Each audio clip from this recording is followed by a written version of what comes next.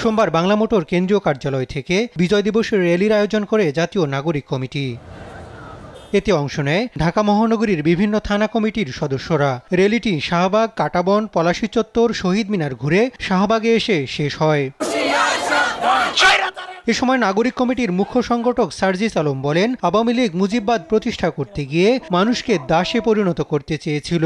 মুজিববাদ প্রতিষ্ঠা করতে গিয়ে বিগত 16 বছরে খুনি হাসিনা বাংলাদেশের নাগরিকদের হয় দালাল বানিয়েছে না হয় দাস বানিয়েছে।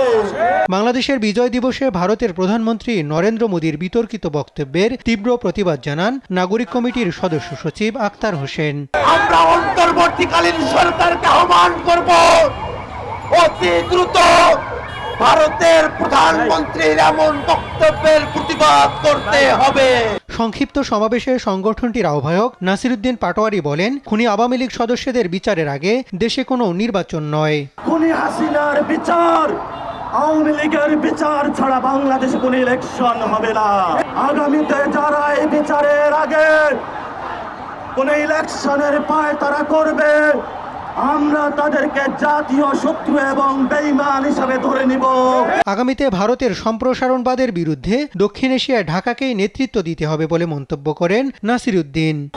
দিল্লির এক্সটেনশন মুজিববাদী শত্রু, আরেকটি হলো দিল্লির হিন্দুত্ববাদী শত্রু। এই দুইটি শত্রুকে দক্ষিণ এশিয়াতে আমাদেরকে মোকাবেলা করতে হবে এবং এই মোকাবেলায় আমাদের বাংলাদেশের যারা শান্তিপ্রিয় জনগণ, ঢাকাকে দক্ষিণ এশিয়ায় নেতৃত্ব দিতে হবে। এদিকে বিজয় দিবসের অনুষ্ঠানে যোগ দিতে বঙ্গভবনে রাষ্ট্রপতি মোহাম্মদ শাহাবুদ্দিনের আমন্ত্রণ প্রত্যাখ্যান করেছে বৈষম্য বিরোধী ছাত্র আন্দোলন।